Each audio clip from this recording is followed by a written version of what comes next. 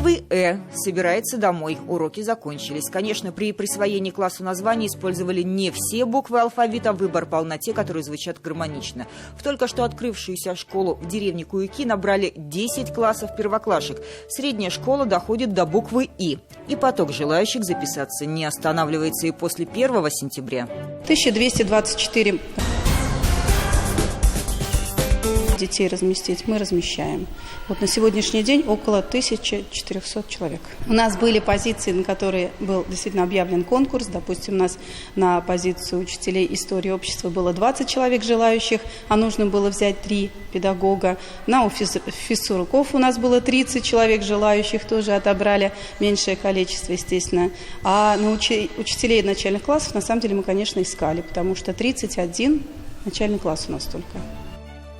Деревня хоть и относится к Пестричинскому району, но по сути это Казань. Практически все, кто здесь живет, работают в мегаполисе. Утренние пробки часа на 2, и дома в деревне растут как грибы. Это целые кварталы многоэтажек. А вот прописываться новые жители не хотят. Реальное количество детей, живущих здесь и в соседних поселках, непредсказуемо. Своей школы в Куюках до этого не было, и чтобы успеть к урокам в Казань, детей поднимали в 5 утра. В основном я спала в машине. Да, потому что хотели спать, вставали очень. Мы, конечно, очень довольны, потому что у нас и дом рядышком на соседней улице. Да, и мы очень довольны школой. Школа шикарная, конечно. А у тебя друзья уже появились здесь? Да, Альберт тоже учится в моем классе, одноклассник, друг. И я с ним общаюсь, там играю. И еще один, его зовут Алан. Он тоже в моем классе учится, и мы тоже с ним общаемся, там играем, пока с девочками не познакомился.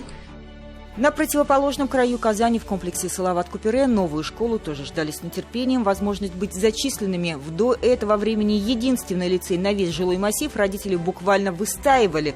Очереди начинались с февраля. 1 сентября был открыт новый многопрофильный лицей «Бионика». За парты сядут 680 учеников, но школа может принять в 2 раза больше. Мы радуемся, что такая возможность, вот такая современная школа появилась и в Салават-Купере. Мы очень надеемся, что наши дети будут довольны. 8 первых классов, это говорит о огромном потенциале этого микрорайона.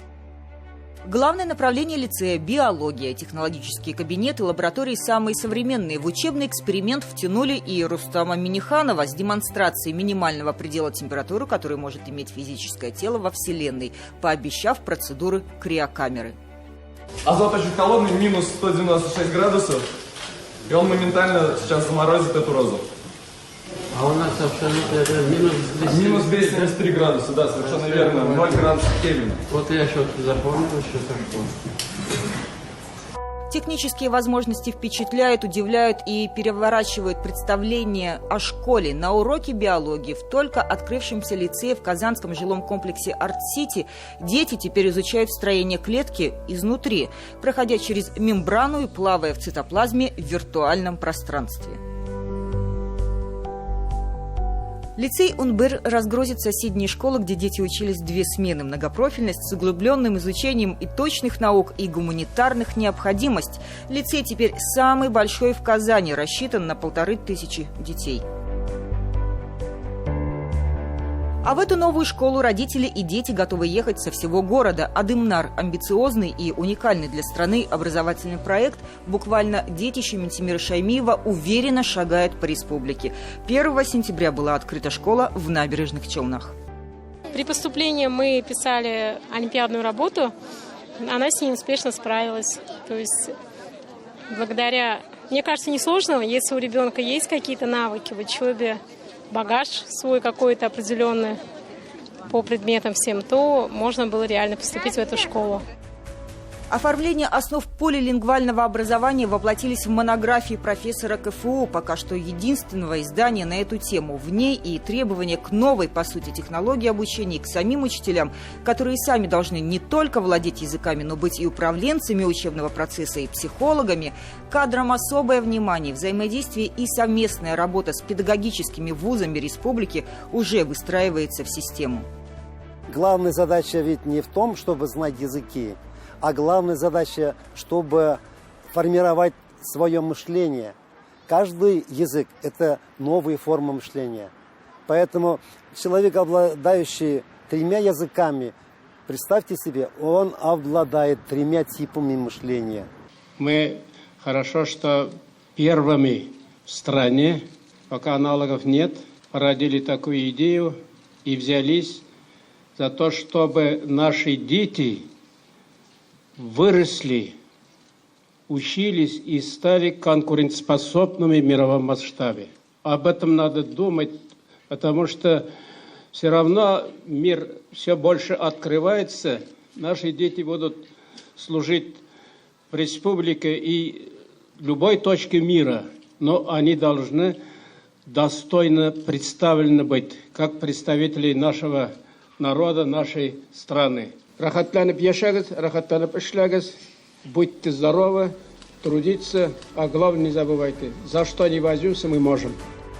По принципу уже даже не школы, а образовательной системы Адымнар, учитывая создаваемую сеть детских садов и запланированных к сдаче загородных круглогодичных центров дополнительного образования, обучение, воспитание и общение здесь будут вести на 3 языках – татарском, русском и английском.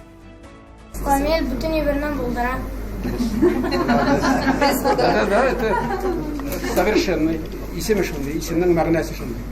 Кажется, для реализации любой детской мечты в этой школе есть все и даже больше. Школа рока и школа фехтования. Центры образования Адымнар уже работают в Казани и Елабуге. Накануне учебного года открылась и полилингвальная гимназия-интернат в Актаныше. Тут будут учиться почти 500 детей. Мы мечтаем, чтобы они жили в нашей республике и были полезны республике. Вообще эти полилингвальные комплексы работают под эгидой ЮНЕСКО и по принципам ЮНЕСКО. Что это такое? Учиться, чтобы знать, учиться, чтобы уметь, учиться, чтобы жить, учиться, чтобы жить вместе. Я надеюсь, что жить вместе мы будем в нашей республике, в нашем Татарстане. Еще 2 полилингвальные школы откроют свои двери уже в следующем учебном году в Альметьевске и Нижнекамске. Это будет завершение первого этапа реализации проекта. 6 школ, как и было намечено в самом начале. Но и больше. Уже известно, что в 23-м планируется открытие школы Адымнар еще в одной точке роста – поселке Усады Лаишевского района. Мы очень надеемся, к 1 сентября и в Нижнекамске, и в Альметьевске наши дети пойдут в самую современную школу. Это школа будущего.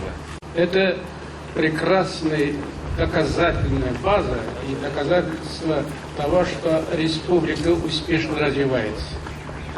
Есть возможности, и республика может себе позволить строительство таких современных школ. 7 ключей от новых школ в республике были вручены только в первый день учебного года. У кого-то с вензелями, у кого-то закрученные в технический знак.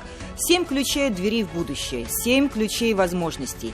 В деревне или в промышленном центре, или в столице республики новые школы по своим строительным проектам, возможностям, условиям, требованиям к оборудованию и наполняемости им практически одинаковые.